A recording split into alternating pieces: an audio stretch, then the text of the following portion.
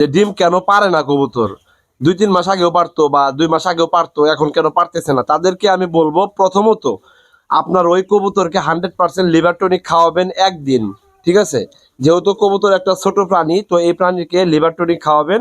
এই লিভার টনিকটা প্রতি লিটার পানিতে 2 মিলি করে লিভার টনিক দিতে পারবেন আপনি।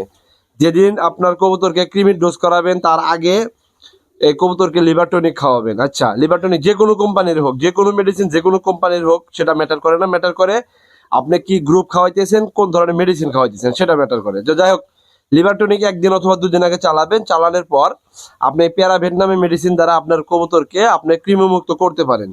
তবে এই প্যারাভেট নামে মেডিসিনটা আপনার সব জায়গায় যদি না পান, তাহলে অ্যানভেন্ডাজল গ্রুপের মেডিসিন দ্বারা কৃমির ডোজ করাবেন। বুঝাইতে পারছি ভাই? ভেটেরিনারি ডিসপেন্সারিতে গিয়ে অ্যানভেন্ডাজল গ্রুপের মেডিসিন নিয়ে সেখান থেকে আপনি ক্রিমির ডোজটা করাবেন। আচ্ছা, ক্রিমির ডোজ করানোর আগে লিভার টনিক, ক্রিমির ডোজ করাইয়া তারপরের দিন থেকে শুরু করে আবার 3 দিন লিভার টনিক চলবে। তাহলে কি হলো, অন্তত পক্ষে 5 দিন চলে গেল। আচ্ছা, 5 দিন পরে আপনার কবুতরকে আপনি খাওয়াবেন হলো জিঙ্ক। আমি হাতে যেটা দেখাইতেছি এটা হলো জিঙ্ক বি।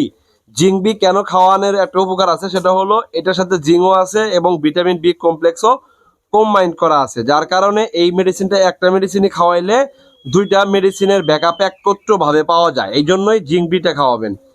প্রথম লিভার টনিক, দ্বিতীয় দিন লিভার টনিক, তৃতীয় দিনের মাথায় ক্রিমির ডোজ করাবেন, চতুর্থ দিন লিভার টনিক, পঞ্চম দিন লিভার টনিক, ষষ্ঠম দিন লিভার টনিক। বুঝতে পারছেন? ক্রিমির ডোজ করানোর আগে 2 দিন লিভার টনিক চালাবেন, ক্রিমির ডোজ করানোর পর থেকে শুরু করে 3 দিন লিভার টনিক চালাবেন। বলে দিলাম কিন্তু, লিভার টনিকটা 2 মিলি মেডিসিন 1 লিটার পানিতে দিবেন। 2 মিলি মেডিসিন 1 লিটার পানিতে দিবেন।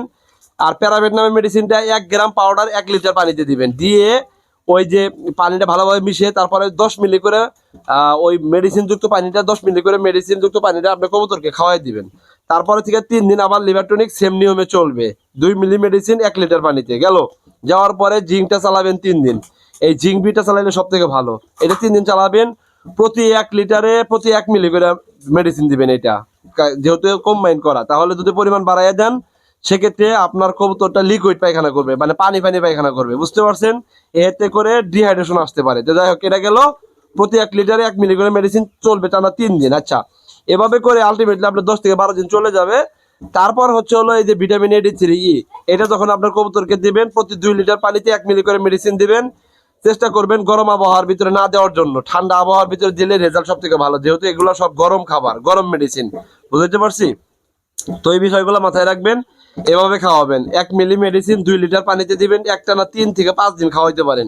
খাওয়াইলে আপনার কবুতরটা 100% কৃমি মুক্ত হয়ে 100% লিভারের ধকল কাটায় ওঠে, 100% জিঙ্কের প্রতিষেধকমূলক ব্যবহার পেয়ে দিন শেষে আপনার এই কবুতরটা ডিম বাচ্চা করার জন্য যখন প্রিপারেট নেবে, ঠিক তখন যখন আপনি AD3টা চালাবেন 1 মিলি মেডিসিন 2 লিটার পানিতে, এভাবে 3 থেকে 5 দিন, তাহলে দেখবেন আপনার কবুতরটা ঠিক মতো মিটিং করতেছে এবং সেই মিটিংয়ের মাধ্যমে মেল কবুতরের যে স্পামটা, এই স্পামটা হবে উর্বর স্পাম।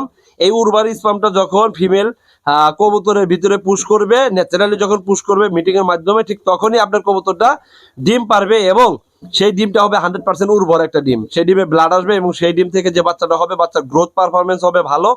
আমার মতো করে এরকম জোড়ায় জোড়ায় বাচ্চা আপনারা পারফেক্টলি ভাবে প্রতি মাসে বের করতে পারবেন। তো যাই